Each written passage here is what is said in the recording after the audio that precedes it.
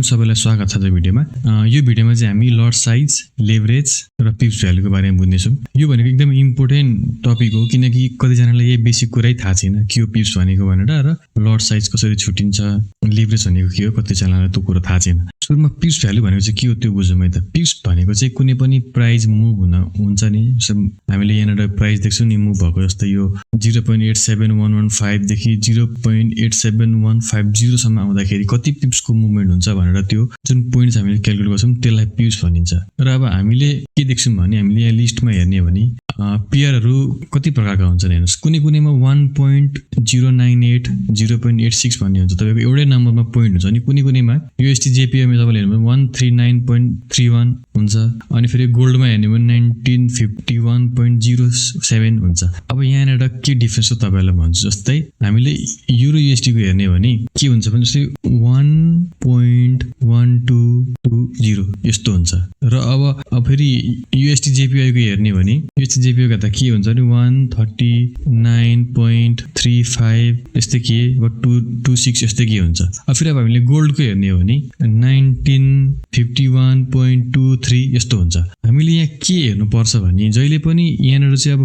कुन price change हुन्छ, पिप्स एक पिप्स बढेको हो घटेको हो हैन, त्यो हामीले हेर्नुपर्ने हुन्छ। र जहिले पनि हामीले के ध्यान राख्नुपर्छ भने यहाँनिर तपाईँहरूले हेर्दाखेरि के देख्नुहुन्छ भने जुन चाहिँ हामीले काउन्ट गरेर 5th पोजिसनमा छ नि, यसरी हामीले काउन्ट गर्यौँ भने जस्तै यो गोल्डमा 1 2 3 4 5 भनेर काउन्ट गर्दा के भयो 2 3 भयो नि हैन। अब यो गोल्डको प्राइस चाहिँ 1951 देखि अब 33 भयो भने 23 बाट 33 भयो भने यो चाहिँ एक पिप्स बढेको भयो गोल्ड। अब USD JPY हेर्ने भने 5th मा कुन छ 1 2 3 4 5 भन्दा कुन आयो 26 आयो नि। अब यहाँनिर चाहिँ 139.27 भयो भने चाहिँ अब के भयो भने यो एक पिप्स बढेको भयो। यो जुन USD JPY हो वा अरू पनि कुनै पनि यस्तो नम्बर छ भने सुरुमा 3टा डिजिट भएको नम्बर र पछाडि 2टा डेसिमल वाला छ भने तपाईले हेर्न सक्नुहुन्छ यो चाहिँ यो पछाडिको 5th पोजिसनमा भएको जुन यसरी काउन्ट गर्दा 5th पोजिसनमा जुन मुभ भएको छ त्यो पिप्स, त्यसलाई चाहिँ पिप्स भ्यालु मुभमेन्ट भनिन्छ। जस्तै यो पनि अब हामीले काउन्ट गर्ने हो भने 1.120 छ नि त। यहाँ 5th पोजिसनमा कुन छ 1 2 3 4 5 गर्दा के भयो भने 1.1221 भयो भने चाहिँ के भयो भने यो चाहिँ एक पिप्स भयो, यो चाहिँ 1 पिप्स भयो। यो चाहिँ यिनीहरू चाहिँ पिप्स भए, यसरी चाहिँ पिप्स क्याल्कुलेट हुन्छ। र अब कुरो के भने यसो हेर्दा हामीले के देख्यौँ भने गोल्डको $1 जस्तै 51 देखि 52 हुँदाखेरि कति हुने भयो भने 10 पिप्स हुने भयो है। त्यसरी अनुमान गर्न सक्यौँ हामीले। गोल्डको $1 मुभमेन्ट हुँदाखेरि चाहिँ के हुँदो रहेछ भने 10 पिप्स हुँदो रहेछ, किनकि यो भनेको एक पिप्स काउन्ट हुन्छ भनेपछि यिनीहरू चेन्ज भएको भने यस्तो हुने भयो। अर्को हुन्छ लट साइज हुन्छ है। लट साइज भनेको चाहिँ हामीले प्रायः जसो हेर्ने हो भने के हुन्छ त 0.01 0.10 र 1 लट र त्यसपछि 10 लट त्यस्तो हुन्छ है। यस्तो सिस्टम हुन्छ, यस्तो हुन्छ। यहाँनिर तपाईँहरूले के थाहा पाउनुपर्छ भने हामीले जुनसुकै पनि फोरेक्स पेयरको हेर्ने हो भने हैन, करेन्सी पेयरको हेर्ने हो भने करेन्सी पेयरको जहिले पनि 1 लट युनिट बराबर चाहिँ 1 लाख हुन्छ हैन। अनि अरू अब हामीले गोल्ड हेर्ने हो भने गोल्डको चाहिँ 100 हुन्छ क्या, त्यहाँ कन्ट्र्याक्ट साइज हामीले हेर्यौँ भने यस्तो हुन्छ 1 लाख हुन्छ, गोल्डको चाहिँ 100 हुन्छ। त्यही भएर अब हामीले पिप्स भ्यालु कसरी निकाल्ने त, एक पिप्समा कति मुभ हुन्छ भनेर चाहिँ त्यो जहिले पनि लट साइजकै हिसाबले हुन्छ। लट साइज तपाईँले कुन लिनु भएको छ त्यो हिसाबले चाहिँ हामीलाई थाहा हुन्छ एक पिप्स बराबर मुभ हुँदा चाहिँ कति प्रफिट हुँदछ भनेर। सुरुमा लट साइज अनुसार हुन्छ। ल मानौँ हामीले जस्तै मानौँ गोल्डमा है त, हामीले गोल्डमा चाहिँ मानौँ 0.01 चाहिँ लट किन्यौँ हैन, र हामीलाई चाहिँ यहाँबाट चाहिँ मानौँ 20 पिप्स चाहिँ फाइदा भयो अरे भनेपछि के भयो भने हामीले 1951 मा किनेको अनि 1971 प्राइस पुगेछ हैन, भनेपछि पिप्स 20 पिप्सको चाहिँ हामीलाई फाइदा भयो भने अब कति प्रफिट कमायौँ त हामीले यहाँबाट। त कसरी क्याल्कुलेट गर्ने त, कसरी क्याल्कुलेट गर्ने भने तरिका के हो भने सुरुमा हामीले के थाहा हुनु पर्यो भने फर्मुला के हो भने पिप्स भ्यालु थाहा पाउनको लागि सुरुमा हामीलाई पिप्स भ्यालु थाहा हुनु पर्यो है। 0.01 लट साइजमा एक पिप्सको भ्यालु कति हुन्छ भने कसरी थाहा पाउने त, त्यो थाहा पाउनको लागि सुरुमा हामीले के गर्नु पर्यो भने जुन कन्ट्र्याक्ट साइज छ नि गोल्डको 100, त्यो 100 इन्टु हामीले लट साइज गर्नु पर्यो 0.01 कति हुन्छ यो हैन। यसको एन्सर कति आउँछ, यसको एन्सर 1 आउँछ हैन, यसको एन्सर 1 आउँछ, यसको एन्सर 1 आयो। यो भनेको चाहिँ पिप्स भ्यालु भयो, 1 पिप्स भ्यालु भयो। अब पिप्स भ्यालु थाहा पाएपछि अब हामीलाई के थाहा हुनुपर्छ भने हाम्रो कुन प्लेसमा चाहिँ पिप्स भ्यालु मुभ हुन्छ यसरी हेर्दाखेरि कुन प्लेसमा चाहिँ पिप्स भ्यालु थियो यो पोइन्टमा थियो नि त हैन भनेपछि कति भयो भने हाम्रो पिप्स भ्यालुको प्लेसमेन्ट कति हो भने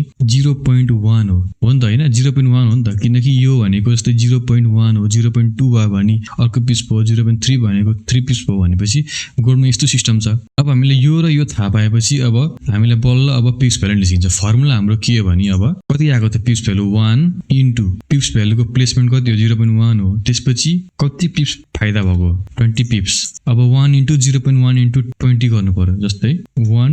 इन्टु 0.1 इन्टु 20 गर्यो भने कति भयो 2 भयो हामीलाई यहाँनिर $2 को चाहिँ फाइदा हुने भयो यदि हामीले 0.01 लटको किनेको थियौं 20 पिप्सको हामीलाई फाइदा भयो भने 20 पिप्स वा यसरी $20 मुभ भएको थियो भने यसरी 20 पिप्स चाहिँ बढेको थियो भने हामीलाई कति हुने भएछ $2 चाहिँ हामीलाई फाइदा हुने रहेछ 0.01 लटमा यसरी नै तपाईहरु 0.10 को क्याल्कुलेट गरेर मुनि कमेन्ट गर्नु होला यो चाहिँ भयो गोल्डको है त अब यसरी नै हामीले अर्को कुनको हेर्न सक्छौं भने जस्तै करेन्सी पेयरमा के हुन्छ भने करेन्सी पेयरको जुनसुकै करेन्सी पेयरको नि 1 लाख युनिट हुन्छ अब करेन्सी पेयरमै पनि हामीले के गर्न सक्यौं भने करेन्सी पेयरमा हेर्नु त करेन्सी पेयरमा चाहिँ हामीले 0.01 लट किन्यौं र 20 पिस नै फाइदा भयो भने चाहिँ के हुने रहेछ हेर्नु त जस्तै हामीले युरो युएसडी को चाहिँ 1.1220 मा किनेर 1.120 पिप्स भनेपछि कति भयो भने 420 हुने भयो यति पुग्दाखेरि चाहिँ हामीले कति फाइदा हुने भयो कसरी क्याल्कुलेट गर्ने भने यहाँनेर अब हामीले के गर्थ्यौं अघि के हो भने अब यहाँनेर 1 लाख इन्टु हामीले कति लट साइज लिएको 0.01 लिएको नि त हैन 0.01 गरेपछि अब कति हुन्छ 1 लाख इन्टु 0.01 लट भनेपछि कति भयो 1000 भयो हैन त भनेपछि यहाँ 1000 हुने भयो इज इक्वल टु 1000 हैन अब यहाँ हामीले अनि यो चाहिँ भयो पिप्स भ्यालुको प्लेसमेन्ट यति हुन्छ 5th पोजिसनमा हैन त अब त्यही हिसाबले के हुने भयो भने 1000 इन्टु 0 इन्टु 0.0001 इन्टु कति फाइदा भएको 20 पिप्स हैन 20 पिप्स अब यति गर्दा कति आउँछ अब हामीले क्याल्कुलेट गरेर निकाल्छौं है त क्याल्कुलेटरमा अब मेरोमा त कति आउँछ क्याल्कुलेटरमा त्यही 1000 इन्टु 0.0001 इन्टु 20 गर्दा कति भयो $2 भयो है यहाँ पनि $2 यसरी प्रफिट भयो है त हामीले यसरी क्याल्कुलेट गर्नुपर्ने हुन्छ जुनसुकैको पनि पिप्स भ्यालु अब लेभरेजको कुरो के हो भने लेभरेज भनेको त मैले अगाडि भन्दै आएको छु लेभरेज भनेको तपाईको अरु के हैन तपाईले कम पैसाले ठुलो साइजको तपाईले रिस्क लिन सक्नुहुन्छ तपाईको सानै ब्यालेन्सबाट पनि तपाईले ठुलो साइजको अकाउन्ट लिन सक्नुहुन्छ वा ट्रेड लिन सक्नुहुन्छ हैन तपाईसँग 500:1 को लेभरेज छ भने अब तपाईले के गर्न सक्नुहुने भयो तपाईसँग $1 छ भने तपाईले $500 बराबरको तपाईले ट्रेड लिन मिल्ने भयो हैन यही हो लेभरेज र लेभरेजको यहाँ यस्तो यो लट साइज पिप्स भ्यालुमा कुनै पनि केही छैन असर त्यसले के असर गर्दैन तपाई जतिसुकै लेभरेजले पनि यो पिप्स भ्यालुहरुमा केही चिन्ता गर्दैन यो लेभरेज भनेको सुली तपाईले बडी रिस्क लिन मिल्ने मात्रै हो त्यति मात्रै हो है र आज मैले यति भनेर तपाईले के बुझ्नु भयो के बुझ्नु भएन एकचोटी कमेन्ट गर्नु होला म फेरि अर्को भिडियोमा यसलाई मजाले बुझाउने छु र यदि बुझ्नु भयो भने लाइक गरिदिनु होला ताकि मलाई थाहा होस् कि तपाईहरुले बुझ्नु भयो भनेर